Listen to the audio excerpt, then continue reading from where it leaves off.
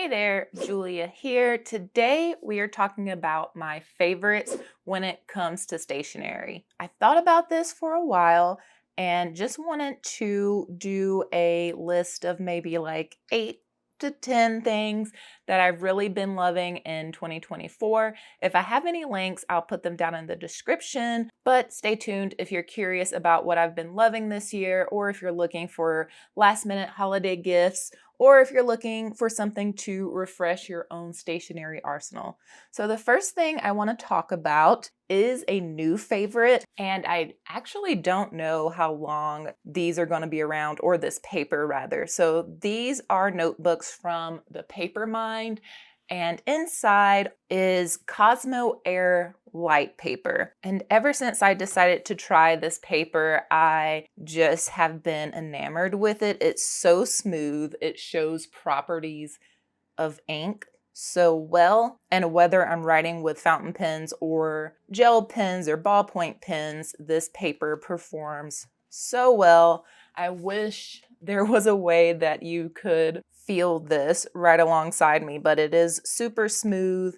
It's nice. It's not super thick, but it is, weighty. It's not like that super thin Tomoe River paper, but you still get the same quality. So these notebooks have been really great for swatching lately. And if you follow me over on Instagram, I do a lot of pen and ink matches, and here recently, this is the paper I've been using for those. Okay, so I think this next one is a gimme. I think it's just always going to be a favorite, but fountain pens and inks have been one of my favorite things just to work with this year. I just inked up some of my favorite pen and ink pairings for this year. I'll leave that video for you linked above, but this is just one of them. This is the Pelikan M620 in the New York edition, and I'm not picking this for any particular reason, just that I had it on hand. And so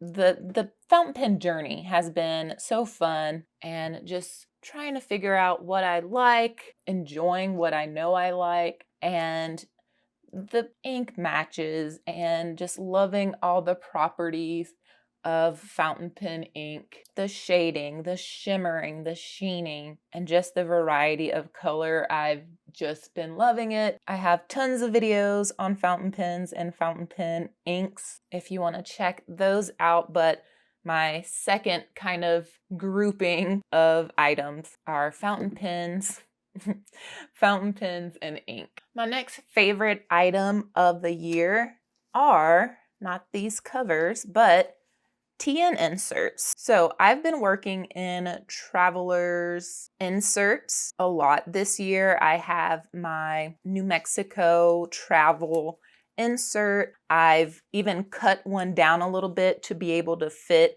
into my planner to supplement for messy notes. I also have one just for my life journal, just memory keeping. And what I love about them is how portable they are. I've had no trouble fitting them in my purses and travel bags. They just don't take up that much space. And whether I have a cover or not, they're pretty thin. And I like that they just aren't intimidating. You don't get a ton of pages. And with this notebook in particular, I started it with just some journaling in the front and then put it away for some months and then came back to it and designated it as my work notes notebook. So I just love the versatility of them. I love the size, and they're just so no pressure. My next favorite for the year is this little index cutter. And I actually have a little bit of mixed feelings about this, but overall, I just love the functionality and what this has done for me this year, even though I had to fight with it a little bit. And that just may be the quality of the manufacturing here. I go into this a little bit more in what I think about my 2024 planner video, but I'll show you really quickly this index cutter I've used to mark all of my weekly pages. So if I am, let's say on Thursday, and I want to see what my weekly tasks are, I can just flip back to it quickly here. So that's been really nice. There's also another option to cut the corner like this. So you can see I did that for a little bit, kind of cut this corner, but this little index side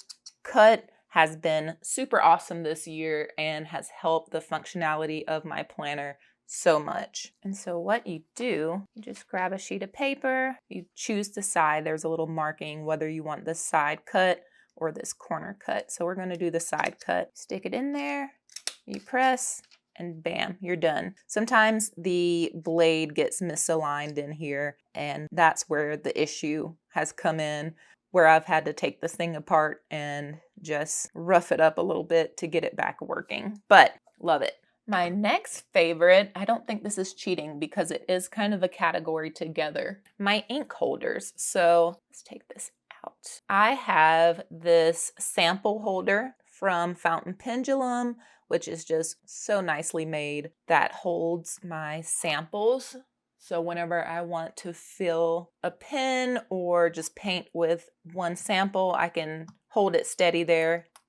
It takes a lot to knock it over. I also have this Ferris wheel press ink carriage, and you know, Ferris wheel presses ink bottles are just well known to tip over. They're very easy to tip over. I have definitely taken some ink bottles out because of the poor bottle design.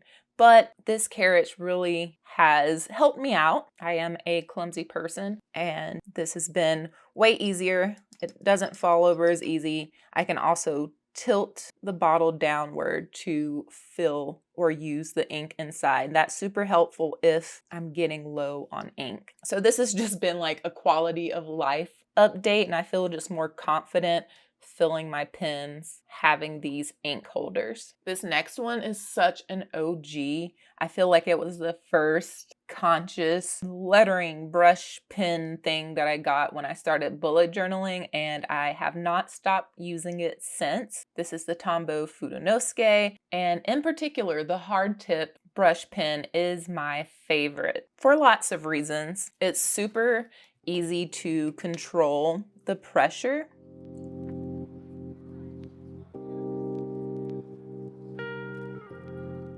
They last a good long time, and my favorite part about these pens is the fact that the ink inside of the pen is pigment ink. So that just means that you can paint over the lines, you can use other water-based markers, and not have it smear about. So here is a demo with just a Tombow marker. You can go right over it. This is a super light color, but you get very little movement with the Tombow Fudenosuke. And then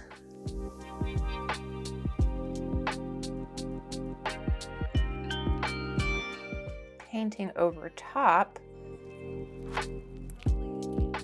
works great. So in my experience, there's just not another brush pen that I like more than this that also gives me this pigment ink quality. So you do get thin lines, you get thick lines, and you know, obviously super portable and easy to move around with. So it's always just going to be one of my favorites. And so my next favorite, you already saw me use. That's how attached to it I am. It's a weird one. It is a mini plastic spoon. If you watch my currently inked videos, anything where I'm swatching, you know that this bad boy comes out 100% of the time. I totally stumbled upon using this by accident. I just had a lot of these mini spoons left over from my wedding and just decided to, I don't know what made me do it, but I just love it. Also, honorable mention for the pipettes. Love those. But I like that you can see what you're doing through the spoon, even once you start swatching and moving it around.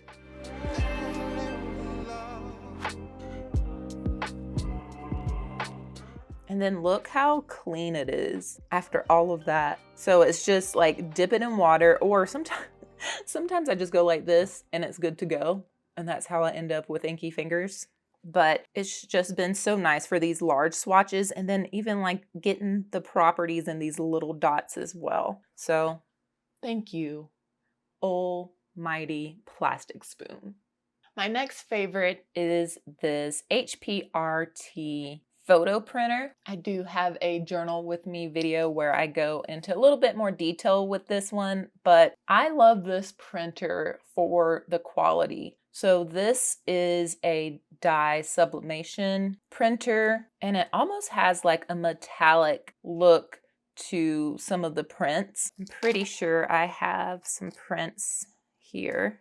The quality is just really great. And of course, it's easy to use. There's an app that you download on your phone. There's layout options, so you can print multiple photos on one sheet of paper. It is pretty easy to install the cartridge here.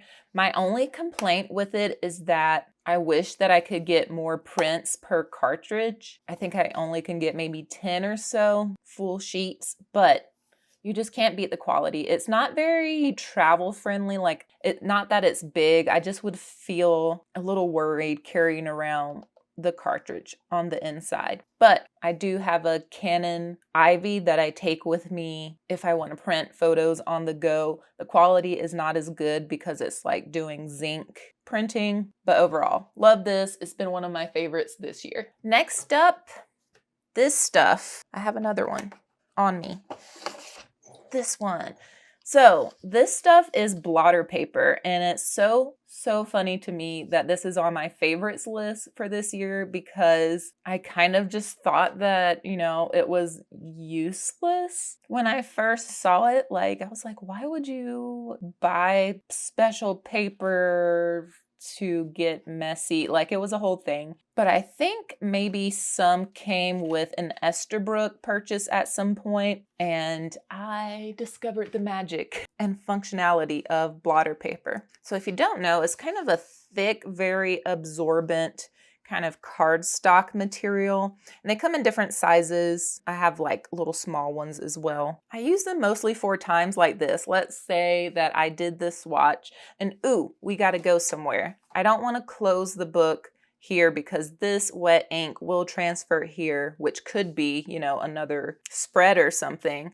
And so you just slip this right on in, close it, you're good to go about your day. There's so many times where I'm just writing down a quick note and then I'm moving along and I need to plop this in between pages to save my pages. Also, it kind of pulls double duty as a bookmark. So yeah, probably a boring stationery favorite for the year, but I've gotten so much use out of my blotter paper.